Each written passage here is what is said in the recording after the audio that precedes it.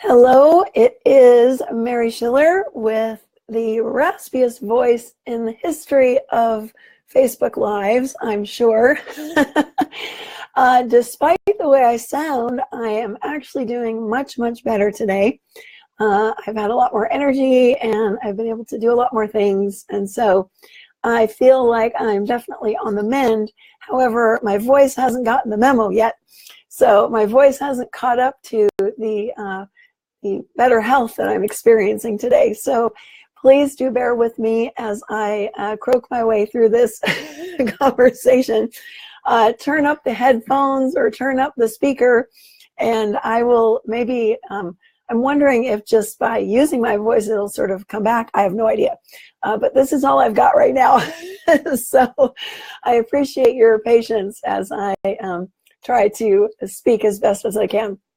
And so this is our bonus Facebook Live in this conversation. Hi, Karen. Thanks for being here. And the registration for the program, if you're watching this live, will open at the top of the hour following this conversation. So we'll see how long my voice holds out. I'm hoping for at least 30 minutes here. So then it would be, at the top of the hour after that, which would be 6 p.m. here in Paris for me.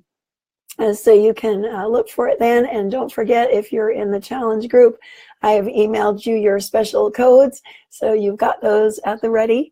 And I will have registration open through the end of next week. I will also keep this group open through the end of next week, so you can post questions in here, and I'll be sure and check. Hi, Marie Francoise, thanks for coming. Also, if you go to my website, to any page on my website, hey Joanne, you'll see there's a little icon in the lower right hand corner that's like a little chat box. And if you have a question and I'm not visible or something, you can type a question in there to me, and I get a little notification on my phone that somebody has a question, and I can answer it right then and there. So I'm trying to make myself as available as possible for any questions you have about Let's Make Money Honey or anything else that's on your mind. So I really have enjoyed the conversations we've been having in the group, not just recently, but throughout this whole process. Recently, though, there were, hey Sarah, thank you for coming. Recently, there were a couple of posts that I personally wanted to discuss on this call, because I think that they are super relevant to everything we've been talking about. But what's even more important for me is to make time for your questions and my answers. So I'm only going to talk here for a couple of minutes about something that I've noticed, and then I'm going to open the floor to Q&A and see what's on your guys' mind. So let me just grab my notes here. So probably one of the posts I saw recently that I really connected with personally was a member of the group was, I don't recall if they used the word angry, but it certainly came through in that way, that they were feeling angry about this idea that making money could be easy. Hey Doug, thanks. I'm glad you're here. And the reason I wanted to talk about this is because I think if somebody had tried to kind of convince me that making money was easy, hi Nikki, that in the old days, the way I saw things before, I would have gotten really upset. I mean, I was upset about money anyway, so it didn't take much. It wouldn't have taken much to kind of set me off. But I really did not see the whole notion of making money as something easy. It looked very difficult. I experienced it as very challenging. I felt like I was doing a lot of things that I didn't really want to be doing just to make money. I felt like I had a lot of other skills and talents that I wasn't capitalizing on, literally and figuratively. And just the whole area of my money making seemed incredibly difficult. Excuse me. So when this person wrote this post that was kind of indicating that, I thought, yeah, I can totally relate, because that's how it used to look to me too. It did not look easy at all. So just, I want to pause there for a second and just see through some emojis, or if you want to type a comment, does it look to you that making money is easy or difficult, or somewhere in between at this point? And wherever you fall on that spectrum is totally okay. There's no judgment about it. It's just an interesting thing to sort of look at and to see if, you know, if your sense of money making, you know, resonates with this person who made this post. Hi, Kim. Difficult for you still. Okay. Thank you for sharing that. And anybody else in the difficult area, or the kind of, well, I'm not so sure, or yeah, it's starting to look easy. Susanna says, easy to make a little, hard to make a lot. Oh, interesting. That's interesting, Susanna. Mimi says, in between. Joanne, easy if it's not paying the mortgage amount. So that's really fascinating. I'm so glad you guys said that, because I never thought about it in that way. That making a certain amount is easy and making a larger amount is hard. That's interesting. Getting easier, Doug says. I'll talk about those comments in a second. Sarah, I can see it can be easy, just not seeing it being easy for me as yet. Nikki, easy when I have money, tough when the balance is falling. And Ellie says he's all over the place. Well, one thing that I want to say is that, and see if you can follow this. And this is what became clear to me, okay, is that no matter whether it looks easy or difficult, doesn't actually change the fact that it is easy.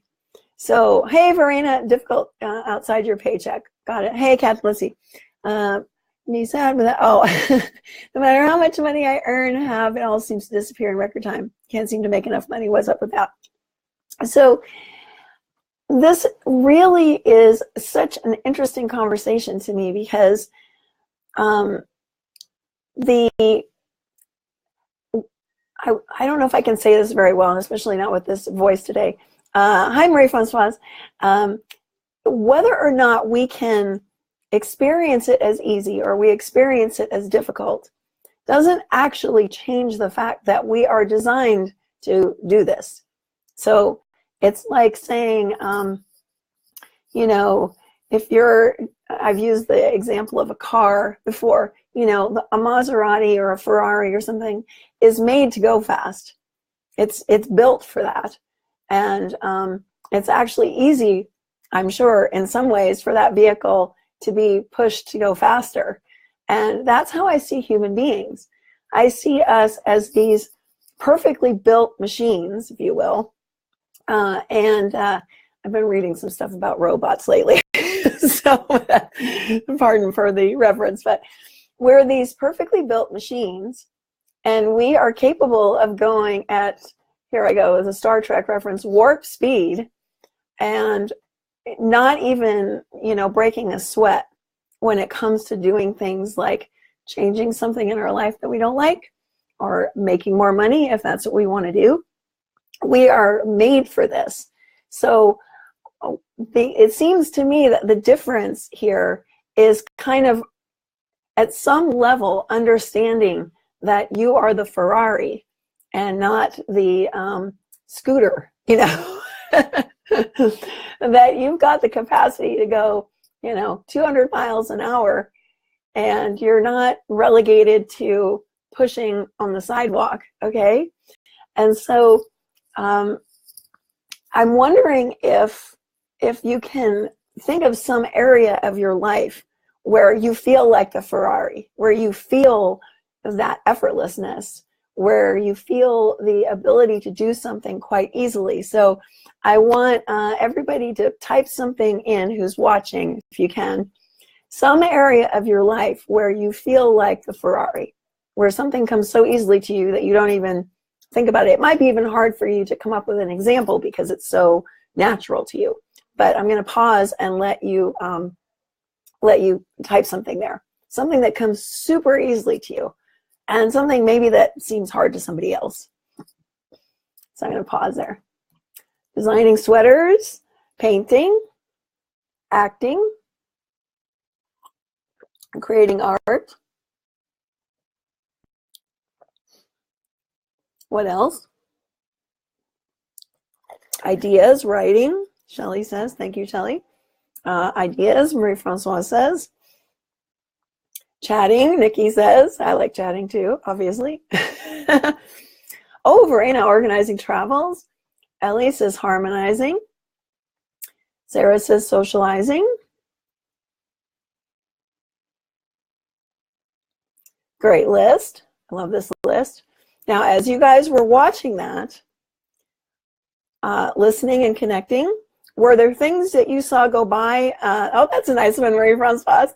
Were there things going by on there that you're like, oh, I don't think, I've never been good at that. Like, that doesn't seem easy to me at all. Did that come up as you were watching that? Laughing, Kim says. Like designing sweaters or painting. Those two things for me, I'm like, I don't know how to do that. So the fact that you have that experience, I'm going to reiterate this. Mucking out stables. Walking, good, Marie-Francoise. Eating healthy, good, Mimi. Also feels like the things that are easy are also hard. What do you mean by that, Kim? I'm not sure I understand. Organizing travels makes you cringe. Oh, okay. Breathing, yeah, we're all pretty good at that. But here's the point that I'm trying to make, is that the ease with which you do that thing, breathing, you know, organizing travels, painting, designing sweaters, chatting, mucking out stables, acting, whatever it is, that ease is available to you everywhere, including making money, and not with a cap on that either. Kathy says, rearranging your living space. Oh, cleaning out the closet. Oh, maybe some people would want to hire you for that. And so the way to understand this is to recognize the fact that that ability, that ease is available to you in areas where maybe you haven't experienced it yet. Maybe you haven't experienced it yet. That doesn't mean it's not there, because it is there. Let me go back up here and just make sure I didn't miss anybody. So Kim, if you want to elaborate on your comment, please feel free to do that. Thanks, Kathy. So, you know, I really like the word yet because, or as of now, you know, I could say, well, as of right now, making money hasn't seemed easy to me, but that's just as of now, you know, as yet, it hasn't seemed that way. But that doesn't mean that that's true, and that doesn't mean that it won't change. You know, I feel like we can start to look at a lot of areas of our life, not just money, of things that have been hard for us or have seemed really challenging. And when we see this fact, and it is a fact, because if it weren't true, how could we ever do anything new? You know, if we came into this world having a certain skill set and we didn't ever, you know, we couldn't ever go outside that. What was that movie, Divergent or something? It was not a very good movie, but I think that was the idea, right? You're born and you have a certain thing that you're supposed to do, and you can't diverge from that. I mean, that's just not how human beings are.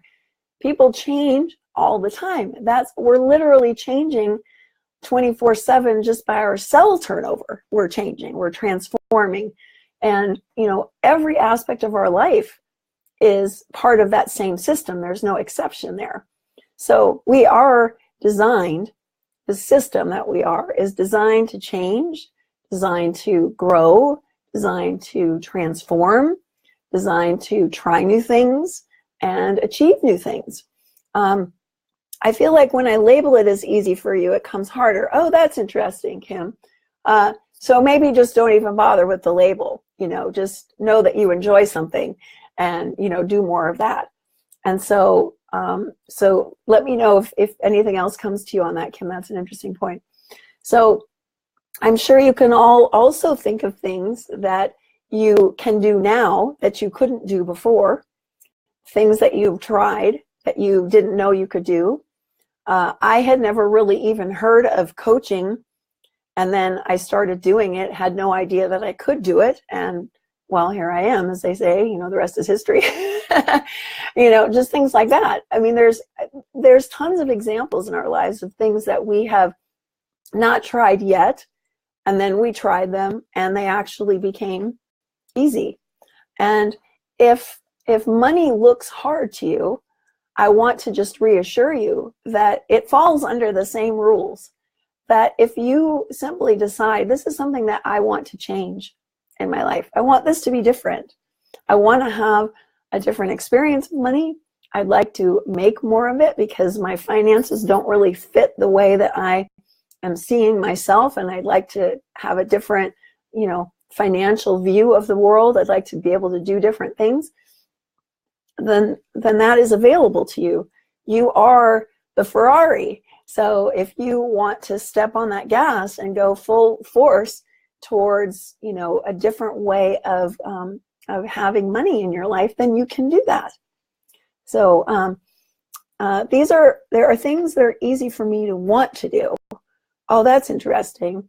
I think what you might be getting at, Kim, and this, going back to the original post that sparked this for me, was I think that also sometimes we can, and we talked about this, I think, on yesterday's call about the either or thing, you know, where we start to see like there's only two ways that this can happen, whatever it is, you know, making money, or I've tried all the ways that there are that I can think of and it's not happened, so obviously this isn't for me. You know, obviously I'm just bad at making money. It's just hard. And when you start to look at yourself from this other point of view of seeing that you have, you know, endless ability to change, you have endless ability to create something different, because that's just how you're made, then you can start to go, okay, wait a second. Well, as yet, I haven't made the kind of money that I'd like to make as yet. But that doesn't mean that I don't have that idea in me, because I do. I just don't know what it is. And that goes to the second point that I wanted to discuss on this call, which some of you in the Facebook group seem to really click with, which was this idea that, you know, we may be looking at something right now that could change our financial status. We may be sitting on it and not even realize it. You know, Marie-Françoise, you made a comment, I think, about a screenplay or something. I'm sorry, I'm forgetting exactly, that you remembered. You don't know what the potential of that is until you actually do it, until you actually complete it and put it out there. Let's see. Joanne says, exercise, organizing my living space, money are all areas that feel hard. They could all be as easy as painting. Yeah, absolutely. Did painting ever look hard to you? Or was there ever something that looked hard that you just did and then it was like, oh, well, that wasn't so hard. You know, that's happened to me way too many times to even count. Way too many times. So, you know, so we are all already, I don't know if I can say this very well, but we're already sitting on the thing that can change our money life, because we're sitting within ourselves. So, okay, Joanne, so there you go. Painting looked hard in the past. Obviously, I've seen your creations, and you know, you can do them quite quickly and they're beautiful. So now that doesn't seem hard to you, because you just took a step and you're like, oh, well, that's not so hard. Marie-Françoise, I feel very judgmental and critical about myself regarding money and everything else, really. Well, that's, I think, a human thing. We all tend to do that, and so I really wouldn't worry about it too much. Who on here has not been judgmental about themselves today in some way? I mean, I've probably had 100 thoughts like that today already. You know, like, for example, how can I do my makeup so I don't look ill? because I really don't look very good to be on camera today. Or, oh my gosh, they're going to think I'm horrible because I'm so raspy sounding. That's really embarrassing. You know, I had literally probably 100 thoughts like that today about all kinds of stuff. And I just don't care that I have those. It doesn't matter. You know, that's a human thing. It's human to feel negative and judgmental. So you can set all of that off to the side and then be like, okay, so what have I got going on? You know, what am I sitting on here within myself, or even outside of myself? What's on my computer, or what's, you know, around me in my life that could make a difference in this thing that I want to change? In this case, we're talking about money, but it could be anything. Excuse me. So again, things like self-doubt and judgment, you know, if there's anybody here who can say that they haven't felt that, I wouldn't really believe you anyway. So the fact that that's simply a human trait, seems like we all have some form of that going on, it's safe to ignore it and just go about doing what you want to do, and recognizing that, you know, like I said, you're the race car. You've got everything you need to cross that finish line, to, you know, enjoy the race while you're going, and to enjoy the speed at which you can do things, and just not worry about the rest of that thinking that might come in. All right, so I'm going to pause for a sip of this juice, and I want to make sure and leave time here for questions. So what questions do you have that I can answer? Whether it's about any of the topics we've been discussing in this group, or on these Facebook Lives, or about the program, or anything at all, I'm here to answer.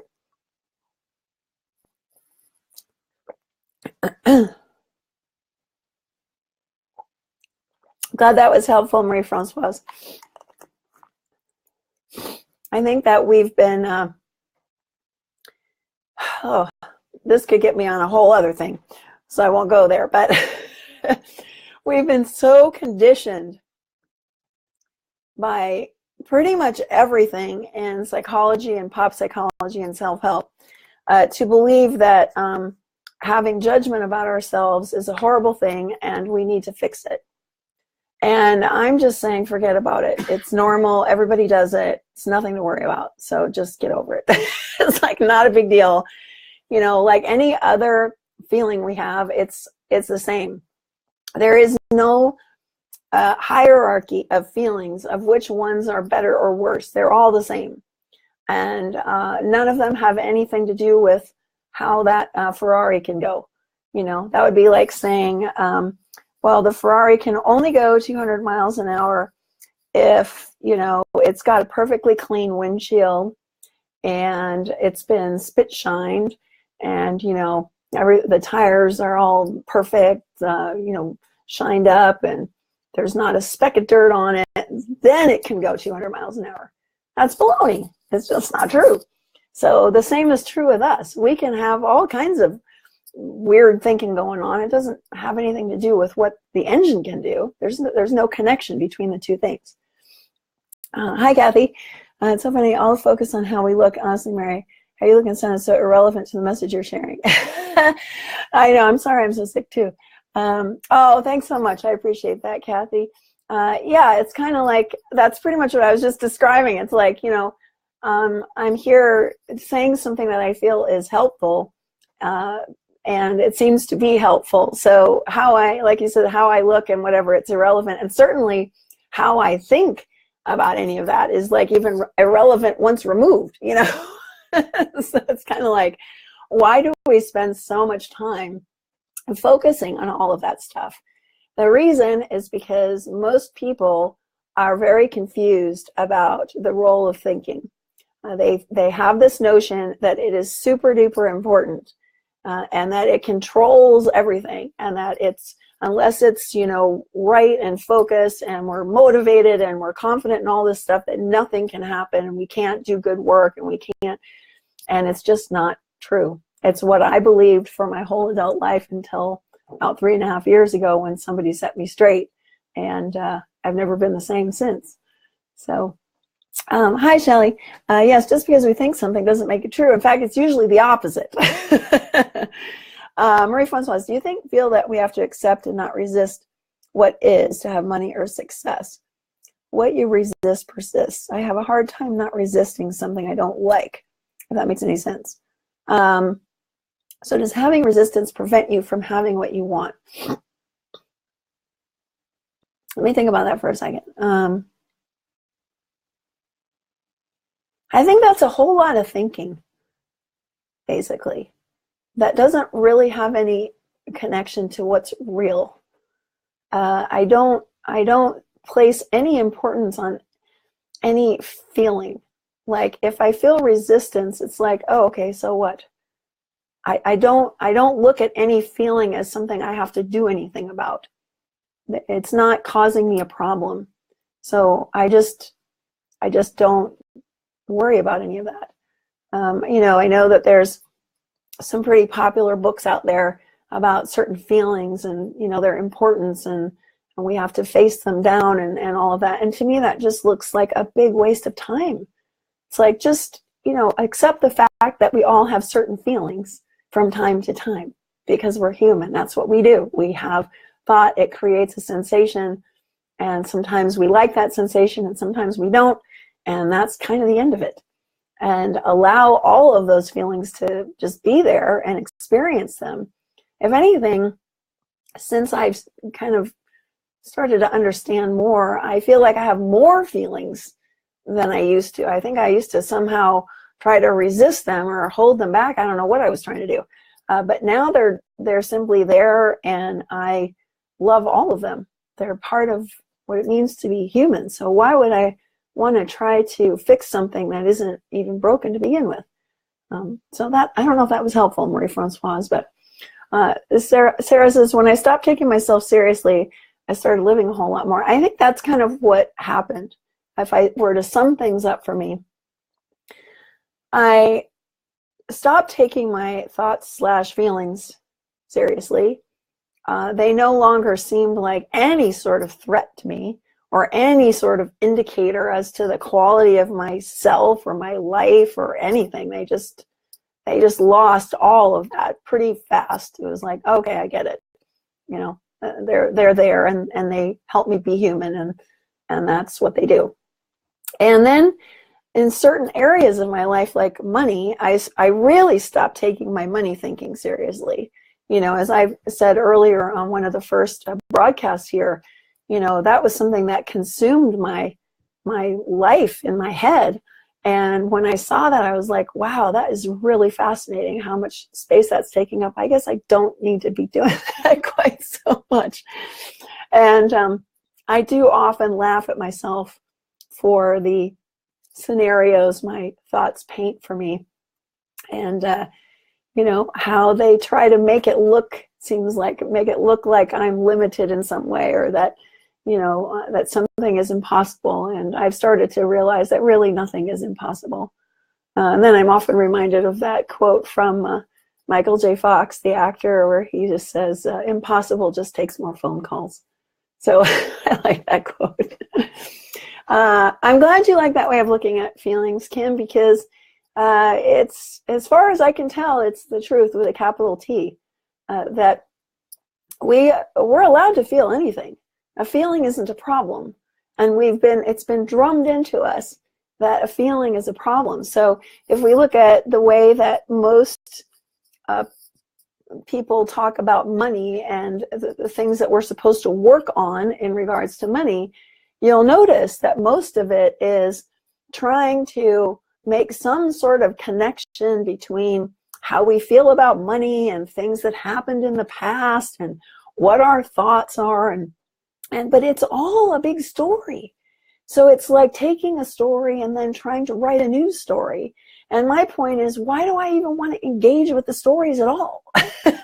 That just seems ridiculous. I'd rather just step on the accelerator, thanks, rather than being stuck in neutral in this beautiful car and going, oh, gee, I wonder if I guess I have to clean that speck off the windshield before I can hit the accelerator and even go a little bit.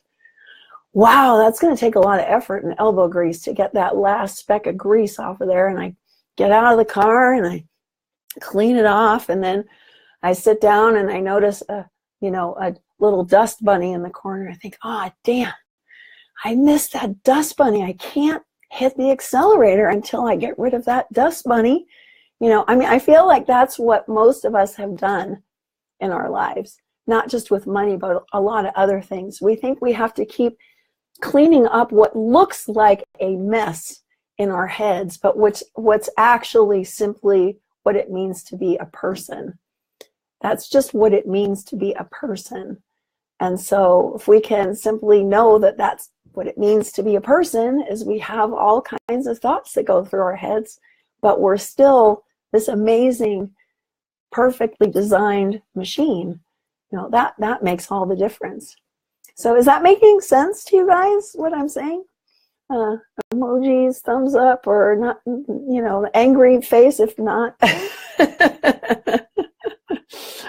What other questions can I answer? And Marie-Francoise, let me know if that was helpful or not. Oh, good. I see some thumbs up and nice faces. So, oh, there's an angry face.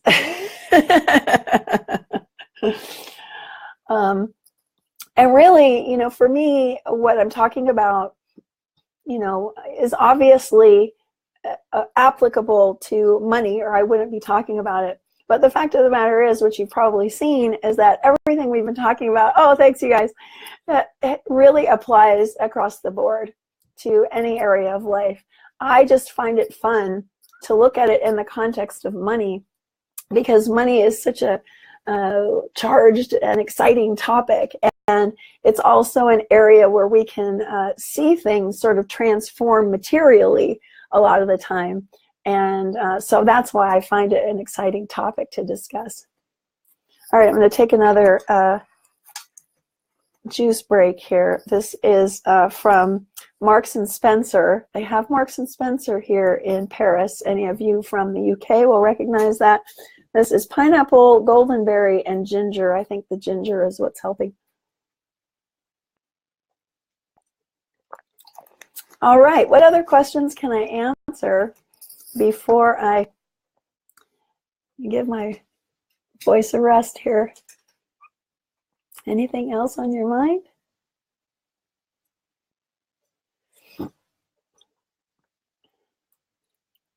All right, well, maybe we're good to go. Let me just check my notes again and make sure. The only other thing that I kind of wanted to spend a couple of minutes on, if you're interested, is another thing that often comes up in conversations about money is this focus on time. Like, I don't have enough time to do the things I want to do, and I don't have time to maybe start something up on the side if I want to go work for myself. And I'd really like for you to, if you have a moment, to look for that post and see if you can see my response there, because you know, all of the things you guys talked about earlier, all the things that came easily to you, you know, when you're doing those things, a lot of times doesn't it seem like time is just irrelevant, because you're doing something you enjoy, and so you're not even concerned with how much time it's taking, or, you know, or anything like that. It just, time just sort of changes and sort of fades into the background. And my question when somebody brings that up is usually, you know, are you really doing something that you really want to be doing, first of all? And second of all, it comes back to this ease versus difficulty thing. You know, we can have a lot of old thoughts that sort of make up this picture of something looking really hard, and so then it seems like it's taking a lot of time, but all of that is a thought created mirage. You know, again, we're in this Ferrari, so, you know, the Ferrari can go really fast, a lot faster than you think, and in those areas of ease you have that experience. So again, that can apply to anything that you want to do, and it doesn't have to be, you know, so full of angst. It can be filled with light and lightness and not heaviness. So, all right. Well, any other questions? Let me just make sure I'm not missing something here. Okay. Oh, hi, Mimi. Oh, yeah. I think a lot of things help prepare me for this work. Maybe I could write a book about that. Marie-Francoise, yes, if my feelings have no bearing on reality, then why worry about them? Exactly. They can't cause anything out there, and why try to fix them? No, your feelings and thoughts, Marie-Francoise, are a reflection of whatever's going on in your head. So they look real. They sort of make us have this human experience. But there's another reality. It's kind of like the analogy I used before about the Earth's crust and the core. You know, the crust is like our thoughts / feelings. That's like the sliver. But there's this whole other thing under there that is just waiting for us to access more of the time. So, you know, turn your focus over there instead of into the cloud of thoughts / feelings. Let's see, Kathy, I'm like a baby deer with not taking my thoughts seriously. I'm new to it, and it's already changed your entire experience of life. Well, that's really exciting. Wow, Kathy, cool. Hi, Dale. Let's see, I'm feeling just wondering about your money. You're just cheering me up. Oh, that's nice. Yeah, you know, laughing about dust bunnies. Speaking of dust bunnies, I have plenty I need to clear out of this apartment. With both my husband and I being under the weather, they're piling up around here. Verena, I realize I think I should make money in a certain time frame. If I don't make it, big failure. That's another thing that people have. Like, we have this notion that we really know how something is going to happen and when it's going to happen. And that's something that I talk about in the program, is about expectations and how that's a thought we can just as well avoid. Let's see. I'm looking. I missed a bunch of comments because Facebook got stalled here. Kathy said, building your website was a big project. It's one of the things you're most proud of that you did. That's awesome. Kim, sometimes I'm afraid to start those things because I have so many other obligations. I'm hesitant to get lost in something. Well, but the thing is that when we allow ourselves to get lost in something, you'd be surprised at what takes care of itself, what stops being such a high priority. That's happened to me many, many times, where I've turned my focus towards the things that really matter to me, and either the other responsibilities take care of themselves, or more often I figure out a way to deal with them a lot faster. So, you know, that shouldn't stop you from trying. Let's see. So Ellie says, something amazing happened yesterday. Somebody asked me what my fee was. She's emotional freedom technique practitioner, and I said $3.50 an hour. She asked how I could justify my fee, and I had this clarity that I don't have to justify it, and nobody must come. It's all choice. Exactly. I ran across a coach recently who was charging $3,000 for a 90-minute session, and my initial thought was, wow, that's a lot of money. And then my second thought was, well, good for her. Clearly, the people who are using her service see a tremendous amount of value in what she's providing to them. I probably will never find that out because, you know, she isn't somebody that I connect with, but clearly she connects with a lot of people who see her as incredibly valuable. And I was like, gee, you know, it'd be really cool to be able to charge $3,000 for a 90-minute session. You know, that would mean that I was really putting something out there that the world found valuable. And so I can understand why we don't want to equate ourselves with a number, but sometimes it's interesting to look at it not in terms of ourselves, but in the value that other people see in us, if that makes sense. So you can kind of see it that way, and to me it takes on a whole different perspective. So let me go back up. I think I missed one comment that I wanted to look at. Sorry, my phone's ringing here. Oh, Marie-Francoise, you're having a hard time seeing that my feeling and thoughts have no bearing on my experience and ability to make money. It's the exact opposite of what I've been told for so long. It sounds great, but I have no idea how to do it or not do what you're pointing at. I feel I need an insight. So I think the best comment I have for you, Marie-Francoise, is that it really doesn't matter if you have an insight or not. It doesn't matter, and this is what I was trying to say before. You're the vehicle. You're the engine. You're the thing. So what difference does it make whether you see that there's a speck on the windshield or not? Just go do what you want to be doing. And all of the discussion around mindset and all of this stuff, to me, is very, very distracting, and has probably held a lot more people back other than me, because it's keeping people looking at something that's not real. The system that you are, the creative being that you are, that's real. You know, thoughts make a realistic movie, but it's still a movie. And trying to change the movie, you know, would be like me, you know, going to see a movie in the theater and expecting that I could make them say something different. It's never going to happen, because it's already out there. It's a movie that I'm watching. It's already made. By the time I see it, it's already made. So I want to go outside the theater and see what else there is to life, and realize that, you know, yeah, I'm having this really realistic looking experience, but there's another world that I am in, and that I am, that has the ability to change anything that I want to change in my life. I may not understand the timetable. I can't sit down and say, okay, by next year, you know, I'll have X amount of money in the bank. I can't do that. But I can say, wow, it'd be really cool if I could do that. I wonder how I could. Wonder if I could. What could I try? You know, what's available to me that I could, you know, and I could use to try to do that. And that's all we ever have. And that's a lot. I think we don't really stop to appreciate what is on offer to us simply by being here and being human. And it'd be wonderful if we could spend a little time just appreciating what's actually on offer to us, instead of paying attention to thoughts and feelings that have nothing to do with who we actually are and what's available to us and what our capabilities are.